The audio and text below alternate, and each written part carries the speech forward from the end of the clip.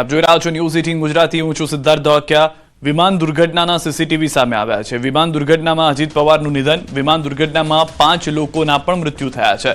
મહારાષ્ટ્રના deputy CM Ajit પવારનું નિધન થયું। બારામતીમાં લેન્ડિંગ દરમિયાન બની છે દુર્ઘટના। ચૂંટણીના પ્રચાર માટે જઈ રહ્યા હતા। પ્લેન ક્રેશને લઈને સૌથી મોટા સમાચાર। ગાઢ ધુમ્મસના કારણે દુર્ઘટના સર્જાઈ હોવાની હાલમાં પ્રાથમિક જાણકારી પ્રાપ્ત થઈ રહી છે। પુણે જિલ્લા અને બારામતી પાસે ઘણું ધુમ્મસ હતું। ધુમ્મસના કારણે વિમાન પોતાની દિશામાં જઈ શક્યું ન હતું। પહાડી વિસ્તારમાંથી પસાર થતી વખતે અકસ્માત થયો હતો। વિમાન એક ખડક સાથે અથડાયું હોવાની જાણકારી મળી રહી છે। મહારાષ્ટ્રના નાયબ મુખ્યમંત્રી અજીત પવારનું વિમાન બારામતીમાં ક્રેશમાં નિધન થયું હોવાના સમાચાર છે। આ વિમાનમાં કુલ 5 લોકો સવાર હતા અને 5 લોકોના મૃત્યુ થઈ ગયા છે। તેઓ કોઈ કાર્યક્રમમાં જઈ રહ્યા હતા ત્યારે આ દુર્ઘટના સર્જાઈ હતી, જેમાં લેન્ડિંગ સમયે પ્લેન ક્રેશ થયું હતું અને પ્લેન ક્રેશ થયા બાદ ફ્યુઅલ ટેન્કમાં ધડાકો થયો હતો। આ અકસ્માત તેમના બારામતીમાં થયા હોવાની જાણકારી છે। અજીત પવાર કે જે પવાર પરિવારના ગઢ તરીકે ઓળખાતા પ્રદેશ બારામતીના ધારાસભ્ય છે, અકસ્માત બાદ વિમાનથી ધુમાડાના ગોટે ગોટા જોવા મળ્યા। અગાઉ એવા અહેવાલો હતા કે વિમાન દુર્ઘટનામાં તેઓ ઘાયલ થયા છે, પરંતુ તે પછી માહિતી સામે આવી છે કે તેમનું નિધન થઈ ગયું છે। અજીત પવાર ચાર્ટર પ્લેન દ્વારા બારામતી જઈ રહ્યા હતા।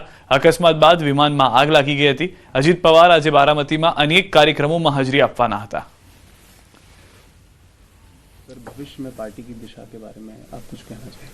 नहीं, ऐसा है कि देखो, ऐसे हादसे के बाद में जो हुआ है तो वो एनसीपी को इंटरनल उनका इशू है, क्या करना है वो फैसला जो भी मैं समझता हूँ उचित फैसला करेंगे। पवार साहब जैसे अनुभवी नेता वहाँ है तो अभी उनकी फैमिली का इंटरनल इशू है, तो स्वाभाविक है दुख के बाद निकलने के बाद। आज तो हादसा का पहला दिन है, आज तो वक्त तो लगेगा संभलने को, तो फैसला करेंगे फैमिली में कि क्या करना है। सर एक मराठी में ले लें सर, मराठी में अजित पवारांचं आज विमान दुर्घटनेमध्ये दुःखद निधन झालेलं आहे। ये सर्वांसाठी अतिशय दुःखद बाब आहे। તો હાલમાં જે રીતે કહેવામાં આવી રહ્યું છે કે અત્યારના પરિવાર માટે શોકનો સમય છે। અત્યારના પરિવારને જે સંભાળતા 2-3 દિવસનો સમય થઈ જશે। જે દ્રશ્યો છે તેમાં પણ જોવા મળી રહ્યું છે કે મોટી દુર્ઘટના પોતાના મત વિસ્તારની અંદર થઈ કે જ્યાં આગળ તેઓ આજે પ્રચાર માટે જવાના હતા। પ્રચાર માટેની શરૂઆત જે સભાથી કરવાના હતા તે સભા પર જવા માટે તેઓ ચાર્ટર પ્લેનમાં સવાર થઈને ગયા હતા, જેમાં મૃત્યુ થયા હોવાના સમાચાર છે। પ્લેનમાં કોણ કોણ સવાર હતું તેની ડિટેલ્સ પણ જે છે તે હવે મળી ગઈ છે। સંભવી પાઠક કે જેઓ પાયલટ હતા કે તેમની સાથે અજીત પવાર ડેપ્યુટી સીએમ મહારાષ્ટ્રના સવાર થઈને જઈ રહ્યા હતા।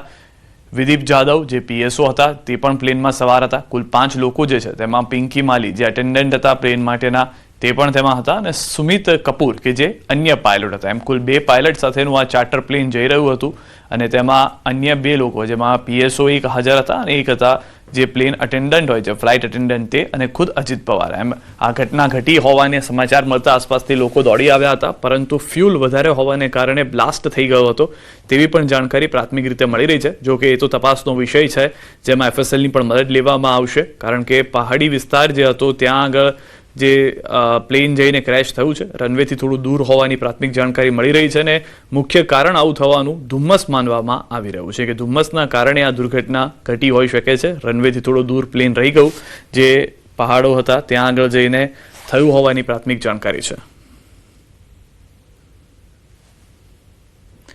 તો મહારાષ્ટ્રના પૂર્વ નાયબ મુખ્યમંત્રી અજીત પવારના પ્લેન ક્રેશની દુર્ઘટનાના દ્રશ્યો અમે આપને બતાવી રહ્યા છે।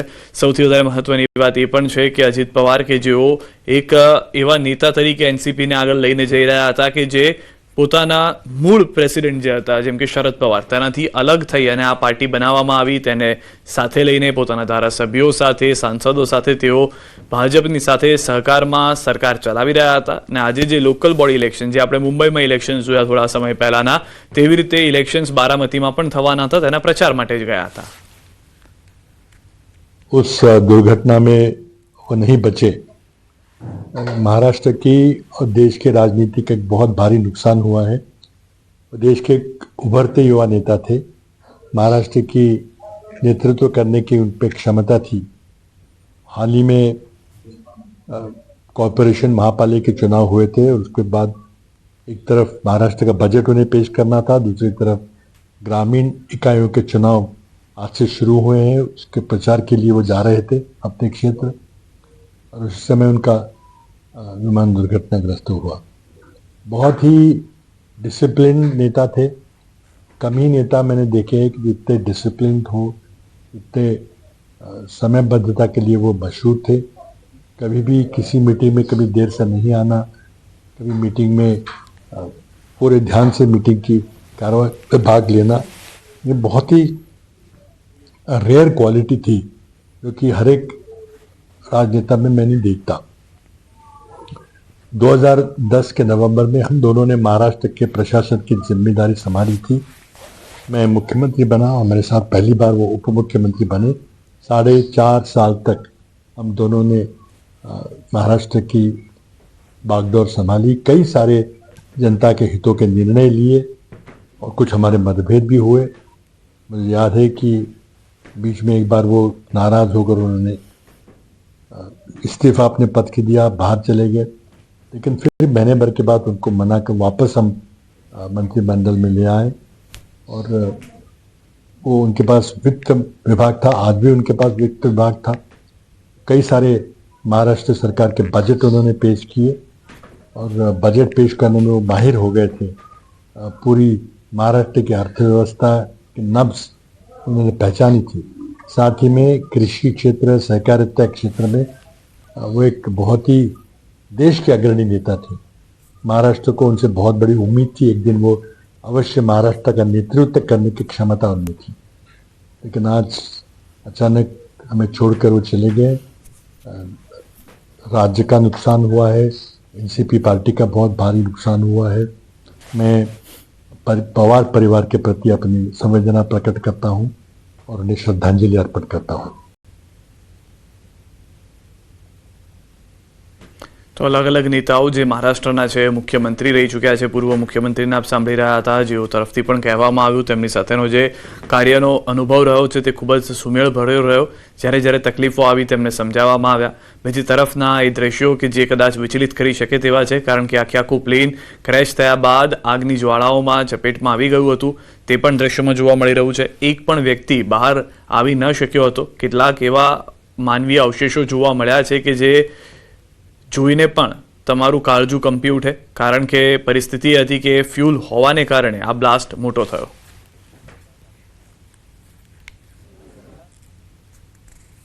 आपकी सरकार नहीं है, मेरी सरकार है, आपका काम कैसा होगा ऐसा कहा नहीं, बल्कि ये काम मैं करूंगा तो महाराष्ट्र के विकास में मेरा योगदान होगा, ऐसी सोच रखने वाला नेता, उद्योग के बारे में सोच रखने वाला नेता, एग्रीकल्चर को अच्छे से समझने वाला नेता, दूध के धंधे को अच्छे से समझने वाला नेता, जिसके विजन से पुनः पिंपरी चिंचवड़ बनते सारे महाराष्ट्र ने देखा, ऐसे नेता का जाना बड़ा दुखद है। लेकिन परिस्थितियां कैसे थी? दोनों राष्ट्रवादी इकट्ठी आ रही थी, जिला पंचायत के चुनाव एक साथ वो लड़ रहे थे, ऐसे संकेत दिख रहे थे, और ऐसा कहा जा रहा था महाराष्ट्र की राजनीति में कि 2-3 महीने में महाराष्ट्र की राजनीति करवट लेने वाली है, और ये हादसा हो गया। अब प्रत्यक्षदर्शी ये कह रहे हैं कि विमान ने संतुलन हवा में ही खो दिया था, टच होने से पहले ही ब्लास्ट हो गया था। ऐसा कहा गया कि धुंध थी, विजिबिलिटी कम थी, लेकिन जो वीडियो आया है, जो सीसीटीवी फुटेज आया है दूर से रास्ते ओर से, वो इतना स्पष्ट कैसे दिख रहा है, ऐसे सवाल खड़े हो रहे हैं। ये संदिग्धता निर्माण हो रही है इसमें। तो અને હવે વાત હિમપ્રપાતની।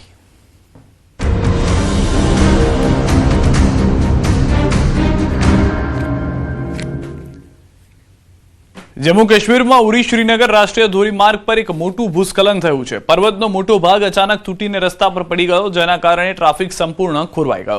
આ સમગ્ર ઘટના કેમેરામાં કેદ થઈ। ઘટના બાદ વહીવટીતંત્ર અને સુરક્ષા એજન્સીઓ ઘટના સ્થળે દોડી ગઈ અને માર્ગ સાફ કરવાની કામગીરી ચાલુ છે। મુસાફરોને આગામી સૂચના સુધી આ માર્ગ ટાળવા અને સત્તાવાર સલાહનું પાલન કરવાની સલાહ આપવામાં આવી છે। તો જમ્મુ કાશ્મીરના દ્રશ્યો, ટ્રાફિક સંપૂર્ણપણે ખોરવાઈ ગયો છે। એક હિમપ્રપાતની ઘટના જે છે તે ઘટી હોવાની જાણકારી છે। માર્ગ સાફ કરવાની કામગીરી ચાલુ કરી દેવામાં આવી છે। ટૂંક સમયમાં આ જે કાટમાળ છે તેને હટાવી લેવામાં આવશે તેવું પણ જાણવા મળી રહ્યું છે, પરંતુ ત્યાં સુધી કોઈ પણ વ્યક્તિ આ રસ્તાનો ઉપયોગ ન કરો તેવી સૂચના પણ આપી દેવામાં આવી છે।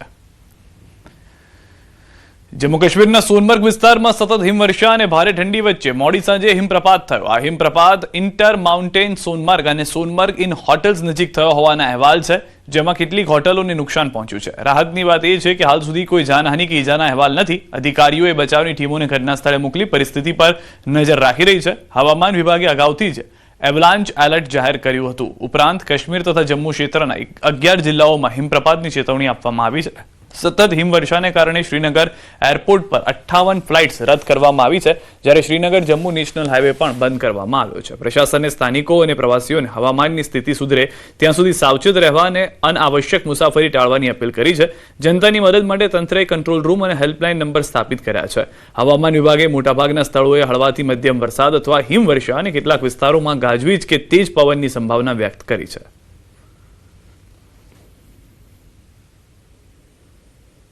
જમ્મુ કાશ્મીરમાં ફરી એકવાર બરફવર્ષા થઈ, જેના કારણે ખીણમાં પરિવહન ખોરવાઈ ગયું છે. શોપાઈનમાં ભારે હિમવર્ષા થતા રસ્તા પર બરફ પથરાઈ ગયા છે. શ્રીનગરમાં સવારે બરફવર્ષા શરૂ થઈ અને બપોર સુધી સતત ચાલુ રહી, જેના કારણે શહેર પર બરફની સફેદ ચાદર જોવા મળી હતી. ઘણા રસ્તાઓ લપસણા બની ગયા હતા, જોકે તંત્ર દ્વારા તાત્કાલિક બરફ હટાવવાની કામગીરી કરી છે. જમ્મુ કાશ્મીરમાં ભારે હિમવર્ષા થઈ રહી છે. કિશ્તવાર જિલ્લાના બુંજવાહાના સરપન પટનાઝી વિસ્તારમાં દેવીગોલ રોડ લાંબા સમય સુધી સાફ ન થવાને કારણે ભયાનક પરિસ્થિતિ સર્જાઈ છે.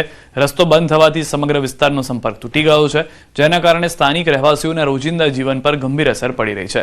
રસ્તા પર બરફના થરના કારણે વાહન ચલાવવાનું લગભગ અશક્ય બની ગયું છે. આમ છતાં લોકોને અત્યંત જોખમી પરિસ્થિતિઓમાંથી પોતાના વાહનો ખસેડવાનો પ્રયાસ કરવો પડે છે. ઘણી જગ્યાએ સ્થાનિક લોકોને બરફ દૂર કરવાની અને રસ્તા પર વાહનો ધકેલી દેવાની ફરજ પડે છે, જેના કારણે મોટો અકસ્માત થઈ શકે છે. બીમાર, વૃદ્ધો અને સગર્ભા સ્ત્રીઓને હોસ્પિટલ લઈ જવી એક મોટો પડકાર બની ગયો છે. સ્થાનિક રહેવાસીઓનું કહેવું છે કે રસ્તાને સમયસર પુનઃસ્થાપિત ન થવાથી તેમના જીવ જોખમમાં મુકાઈ ગયા છે. સાંકુ અને સુરુ ખીણના વિસ્તારોમાં છેલ્લા 24 કલાકમાં ભારે બરફવર્ષા થઈ છે, જેના કારણે સામાન્ય જનજીવન અસ્તવ્યસ્ત થઈ ગયું છે. પાર્કચીક અને સુરુ ખીણના અન્ય કેટલાક ભાગોમાં 6 થી 10 ઇંચ સુધી બરફ પડ્યો છે, જ્યારે સાંકુ શહેર અને નજીકના ગામોમાં 6 થી 8 ઇંચ વચ્ચે નોંધપાત્ર બરફવર્ષા નોંધાઈ છે. સતત બરફવર્ષાને કારણે સમગ્ર પ્રદેશમાં તાપમાનમાં તીવ્ર ઘટાડો થયો છે અને ઊંચા વિસ્તારોમાં વાહન વ્યવહાર ખોરવાયો છે. બરફથી ઢંકાયેલા રસ્તાઓ અને વિઝિબિલિટીમાં ઘટાડો થવાને કારણે મુશ્કેલીઓનો સામનો કરવો પડી રહ્યો છે. જિલ્લા વહીવટીતંત્ર પરિસ્થિતિ પર નજીકથી નજર રાખી રહ્યું છે. જમ્મુ કાશ્મીરના બનિહાલમાં તાજી હિમવર્ષા જોવા મળી રહી છે. લપસણી રસ્તાની સ્થિતિને કારણે હાલાકી સર્જાય છે. બરફ પડતા જમ્મુ શ્રીનગર રાષ્ટ્રીય ધોરીમાર્ગ તમામ વાહનો માટે બંધ કરવાની ફરજ પડી હતી. સતત બરફવર્ષા અને ખતરનાક રસ્તાની સ્થિતિને કારણે રામબન જિલ્લાના બનિહાલ અને કાજીકુંડ સેક્ટરમાં ટ્રાફિક અવરજવર સ્થગિત કરવામાં આવી હતી. અધિકારીઓએ જણાવ્યું હતું કે બનિહાલમાં 6 ઇંચથી 1 ફૂટ સુધી બરફવર્ષા નોંધાઈ હતી, જ્યારે જવાહર ટનલ, મહુમાંગીત અને બનિહાલના અન્ય ઊંચાઈવાળા પ્રદેશો સહિત ઉપરના વિસ્તારોમાં લગભગ 1 થી 1.5 ફૂટ બરફ પડ્યો હતો. જમ્મુ કાશ્મીરમાં સતત બરફવર્ષા થઈ રહી છે, જેના કારણે અનેક રસ્તાઓ હાલ બંધ છે. શ્રીનગર જમ્મુ રાષ્ટ્રીય ધોરીમાર્ગ પર બરફવર્ષા ચાલુ છે, જ્યારે હાઈવે વાહનોની અવરજવર માટે બંધ કરાયો છે. મુસાફરોને ટ્રાફિક નિયમોનું પાલન કરવાની સલાહ આપવામાં આવી છે. श्रीनगर जम्मू कौमी शाहराह ट्रैफिक की आमदरफ्त के लिए बंद। इस वक्त हम मौजूद हैं श्रीनगर जम्मू कौमी शाहराह के काजीगुंड के इलाके के आसपास और आप देख सकते हैं यहाँ कुलगाम पुलिस मुतारिक, और आप देख सकते हैं कुलगाम पुलिस की जितनी टुकड़ियाँ हैं कहीं ना कहीं ब्रीफिंग, और ये आप देख रहे हैं कि जो जम्मू से श्रीनगर जाने वाली या श्रीनगर से जम्मू जाने वाली गाड़ियाँ जो हैं उनसे पूछताछ की जा रही है, क्योंकि ट्रैफिक फिलहाल बंद है।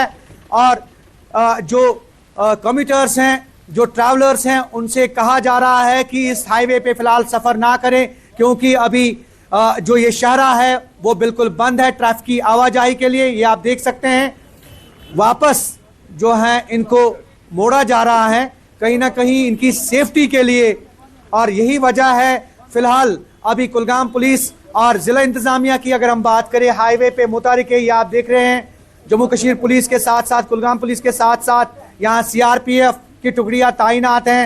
हाईवे बिल्कुल बंद है ट्रैफिक की आवाजाही के लिए, और बर्फबारी अभी जारी। आप देख सकते हैं, कैमरामैन दिखाने की कोशिश करेंगे आपको कि बर्फबारी बिल्कुल जारी है। हल्की फुल्की बर्फबारी अभी इस हाईवे पे जो निचले वाले इलाके हैं वो हो रही है, लेकिन ऊपरी वाले इलाकों की अगर हम बात करें, नवीगढ़ टनल के आसपास या काजीगुंड के ऊपरी इलाके वाले की बात करें तो यहाँ जमकर बर्फबारी हो रही है। इसी के साथ साथ अगर हम अनंतनाग और कुलगाम की बात करें तो अनंतनाग के पहाड़ी इलाकों में भी जमकर बर्फबारी हो रही है। जो अभी आप देख रहे हैं हल्की फुल्की बर्फबारी 26 और 27 की पेशगोई की गई थी, और एन उसी मुताबिक अभी ये जो बर्फबारी है ये अभी भी जारी है। Zahoor Rizvi, news 18 network, national highway, Qazigund.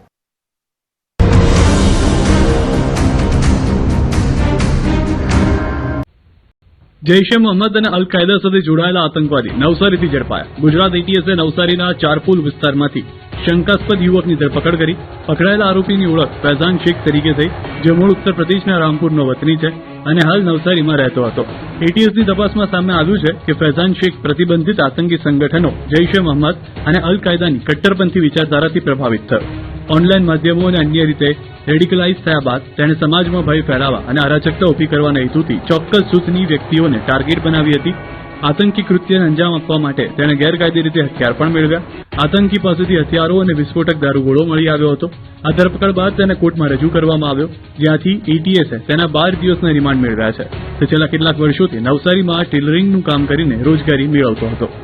પોલીસને શંકા છે કે તે રાજ્યના સંવેદનશીલ સ્થળોએ હુમલો કરવાની ફિરાકમાં હતો. ટેલિગ્રામમાં માહિતીની આપ-લે કરતો હતો. ઇન્સ્ટામાં વિવિધ વિડીયો પોસ્ટ કરતો હતો. અલ ફૈઝાન ગાઝા નામની ઇન્સ્ટા આઈડી ચલાવતો હતો. હાલમાં એટીએસની ટીમ તેની સઘન પૂછપરછ કરી રહી છે, જેથી તેના અન્ય સાગરીતો અને તેને આર્થિક મદદ પૂરી પાડતા નેટવર્ક વિશે વધુ માહિતી મેળવી શકાય. આ ઘટના બાદ નવસારી સહિત સમગ્ર દક્ષિણ ગુજરાતમાં સુરક્ષા એજન્સીઓ દ્વારા દેખરેખ વધારી દેવામાં આવી છે. કંઈક આ રીતે નવીરાઓ એક પછી એક મોંઘી દાટ બાઇક લઈને સ્ટન્ટ કર્યા. ગોળ ગોળ ફેરવી ધૂળની ડમરી ઉડાડી અને આખો વિસ્તાર બાનમાં લીધો. નવીરાઓના આતંકના દ્રશ્યો ડાંગના સાપુતારાના છે. પ્રવાસન સ્થળ સાપુતારામાં કેટલાક યુવાનોએ સાપુતારાના ટેબલ પોઈન્ટ વિસ્તારમાં ધૂમ ફિલ્મ સ્ટાઇલમાં બેફામ બાઇક સ્ટન્ટ કર્યા. પ્રવાસીઓની ભીડ વચ્ચે જોખમી રીતે બાઇક ચલાવી ભયનું વાતાવરણ સર્જવામાં આવ્યું. મોંઘા દાટ બાઇકોને ગોળ ગોળ ફેરવી ધૂળની ડમરી ઉડાડી. આ અંગેની પોલીસને જાણ થતાં બેફામ બાઇક સવારો સામે કડક પગલાં લીધા. પોલીસે ટેબલ પોઈન્ટ અને આસપાસના વિસ્તારમાં વિશેષ ચેકિંગ હાથ ધર્યું. કાર્યવાહીમાં ધૂમ સ્ટાઇલમાં બાઇક ચલાવી પ્રવાસીઓમાં ભય ફેલાવનાર અંદાજે 70 જેટલી બાઇક જપ્ત કરવામાં આવી. પોલીસની અચાનક અને કડક કાર્યવાહીથી બાઇક ચાલોમાં ફફડાટ વ્યાપી ગયો હતો. અમરેલીના ધારીના ખીસરી ગામે લગ્ન પ્રસંગમાં જબરી મારામારી થઈ. જમણવારમાં રોટલી પીરસવા જેવી સામાન્ય બાબતે ધીંગાણું થયું. જાનૈયા અને માંડવિયા વચ્ચે શરૂ થયું ધીંગાણું. અમરેલીના ચક્કરગઢ ગામેથી જાન આવી હતી, ત્યારે ખીસરી ગામે એક તરફ માંડવા નીચે ચાલી રહ્યું હતું જમણવાર. દરેક વ્યક્તિઓને ભોજન પીરસવામાં આવતું હતું, ત્યારે જ રોટલી આપવાની બાબતે રકઝક થઈ. સામાન્ય વાતે હદ ઉગ્ર બની ગઈ હતી અને મહેમાનો ઉશ્કેરાઈ ગયા હતા. બંને પક્ષના લોકો આમને સામને આવી ગયા. કોઈના હાથમાં દંડા તો કોઈના હાથમાં ઝાડની મોટી ડાળીઓ. એકબીજાને મારવા માટે આતુર બનેલા બંને પક્ષના લોકો ક્રોધાવેશમાં જોવા મળ્યા. એકબીજાનો જીવ લેવા તત્પર બનેલા બંને પક્ષના લોકો માંડવાથી લઈ ગામના ચોક સુધી પહોંચી ગયા અને એકબીજા પર હુમલો કરવા લાગ્યા. જોકે લગ્નનો માહોલ તો લોકોના મન પરથી વિસરાઈ ચૂક્યો હતો, પરંતુ એકબીજાને મારવા માટે લોકો એકઠા થઈ ગયા હતા. આ દ્રશ્યો ન ફક્ત લગ્નમાં આવનાર મહેમાનોને પરંતુ ગામના અન્ય લોકોમાં પણ કુતૂહલ સર્જાવી દીધું. જોકે ગામના ચોકમાં શરૂ થયેલી આ ધમાચકડીએ આખા ગામમાં ખળભળાટ મચાવી દીધો અને એવું ધીંગાણું સર્જી દીધું કે પોલીસે પણ વાયુવેગે આવવું પડ્યું. લાકડી અને પાઇપ વડે એકબીજા પર હુમલો કરતા બંને પક્ષો 15 જેટલા લોકો ઇજાગ્રસ્ત થયા. ગુજરાત ક્ષત્રિય ઠાકોર સમાજમાં યુવા શક્તિને જાગૃત કરવા, વ્યસન મુક્તિ, રોજગાર, શિક્ષણ અને સમાજના વિકાસ જેવા મુદ્દાઓ પર ચિંતન કરવા માટે ગાંધીનગરના રામકથા મેદાનમાં અભ્યુદય મહાસંમેલનનું આયોજન કરવામાં આવ્યું. અડધી રાત્રે 3 વાગે સંમેલન કરી ક્ષત્રિય ઠાકોર સમાજે શક્તિ પ્રદર્શન કર્યું. કડકડતી ઠંડી વચ્ચે સંમેલનમાં લાખો લોકો ભાગ લેવા માટે ઉમટી પડ્યા. સંમેલનની શરૂઆત સરસ્વતી વંદના સાથે ભવ્ય રીતે થઈ. ત્યારબાદ ઢોલીઓના તાલે અને ગરબાએ વાતાવરણને જીવંત બનાવ્યું. કાર્યક્રમમાં રાકેશ બારોટ અને કીર્તિદાન ગઢવીના ગીત પર લોકો ઝંડા ફરકાવતા હિલોળે ચડ્યા. સાંસદથી માંડીને નેતાઓ આગેવાનોએ કરેલી વાતોને સમાજમાં લોકોએ આત્મસાત કરીને એકજૂટ થઈને આગળ થવાનો સંકલ્પ લીધો. કાર્યક્રમના અંતે સરસ્વતી ધામનું ભૂમિપૂજન કરાયું અને સમાજને શિક્ષણના ઉચ્ચ સ્તરે પહોંચાડવા માટેનો સંકલ્પ લેવાયો. આ કાર્યક્રમ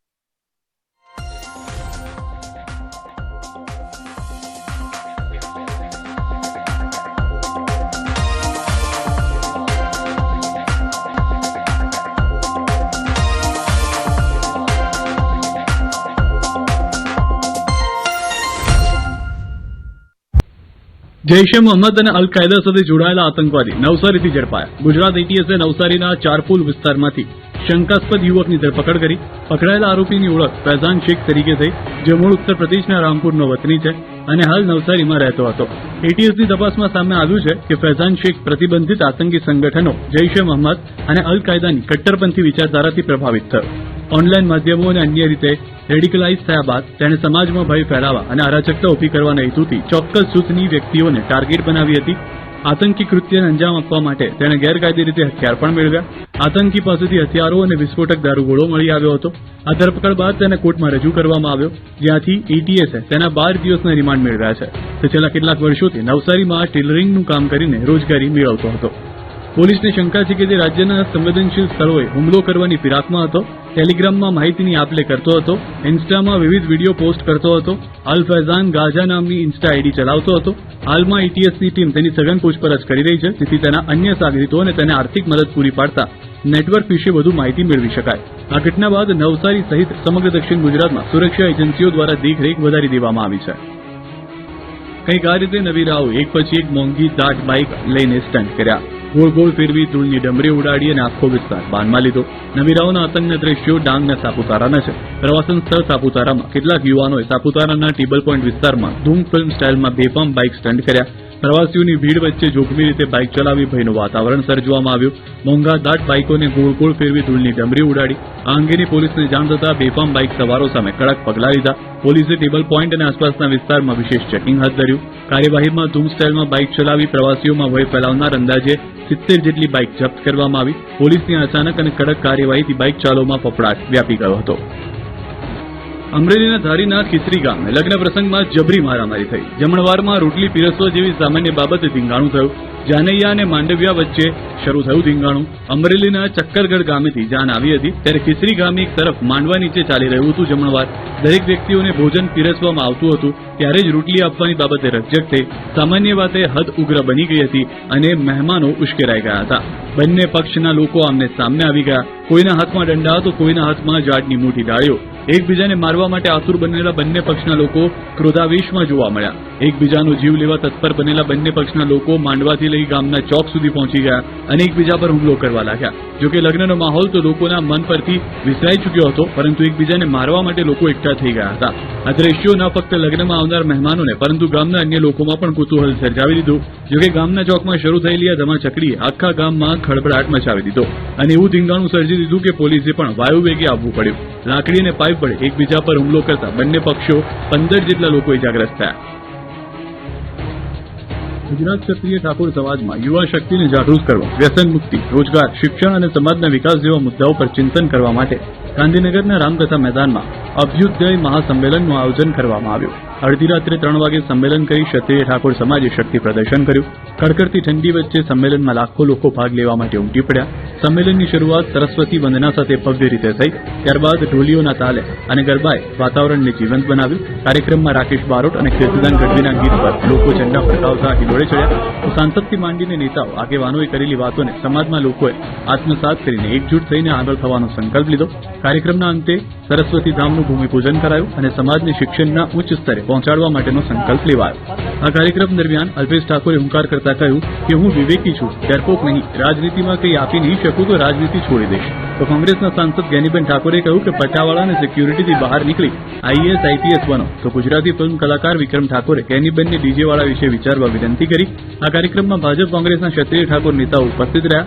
સમાજ માટે એક હોવાનો સંદેશ આપ્યો હતો. તમાકુ પર ટેક્સને લઈને ખેડૂતોએ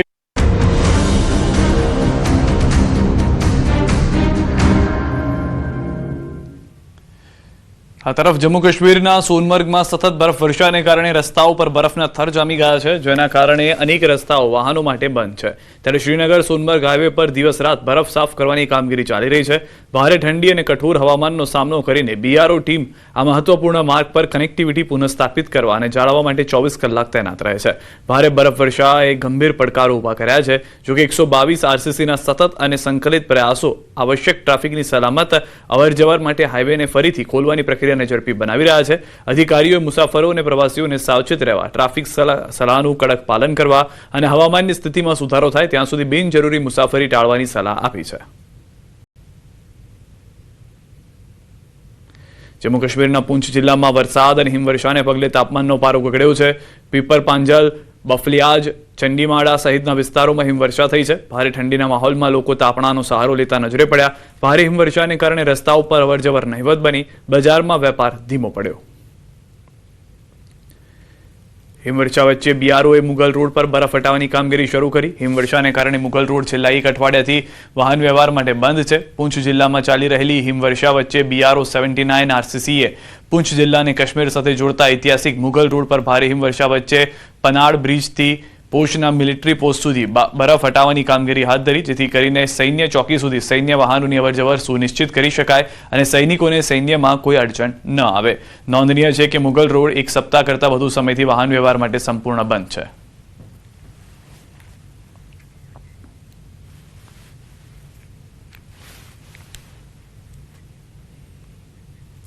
અને સમાચારો પર નજર કરીએ. મોરબીમાં રખડતા ઢોરનો ત્રાસ, રહીશો પરેશાન. મોરબી મનપાની ઢોર પકડ પાર્ટીની પોલ ખોલતો વિડીયો વાયરલ થયો છે. રામદેવનગર વિસ્તારમાં ગઈકાલે થયેલા આંખલાઓનું યુદ્ધ સીસીટીવીમાં કેદ થયું છે. 10 થી 12 આંખલાઓએ જાહેરમાં રહેણાંક વિસ્તાર પાસે તોફાન મચાવ્યું હતું. આંખલાઓ બાખડ્યા, સ્થાનિકોના જીવ તાળવે ચોંટી ગયા. વાહનોના કચ્ચર ઘાણ નીકળી ગયા હતા. આંખલાઓ અને રખડતા ઢોરના ત્રાસથી રહીશો પરેશાન થયા છે. સમસ્યાના કાયમી ઉકેલની માંગ કરવામાં આવી રહી છે.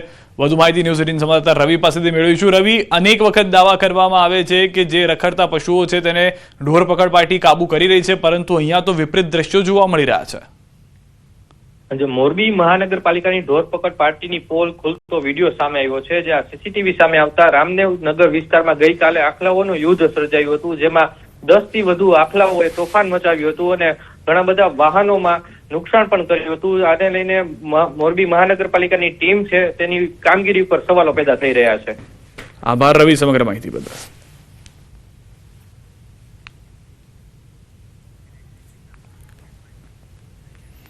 દાહોદમાં રખડતા શ્વાનોનો આતંક. દાહોદના ગોધી રોડની મહાવીર નગર સહિત વિસ્તારોમાં લોકોને બચકા ભરતા અનેક લોકો ઘાયલ થઈ ગયા છે. 10 થી 12 જેટલા લોકોને કર્યા ઘાયલ. મહિલા, પુરુષ, બાળક સહિતના કર્યા શ્વાનને ઘાયલ. શ્વાનને કારણે આ લોકો ઘાયલ થઈ રહ્યા છે. ઘાયલને સિવિલ તેમજ ખાનગી હોસ્પિટલ સારવાર હેઠળ ખસેડાયા છે. શ્વાનના આતંકથી શહેરીજનોમાં ભારે રોષ અને ભયનો માહોલ જોવા મળી રહ્યો છે. દ્રશ્યો પણ આપ જોઈ રહ્યા છો. અનેક લોકો ઘાયલ થયા છે. શ્વાનનો આતંક જે છે તે મુખ્ય કારણ માનવામાં આવી રહ્યું છે.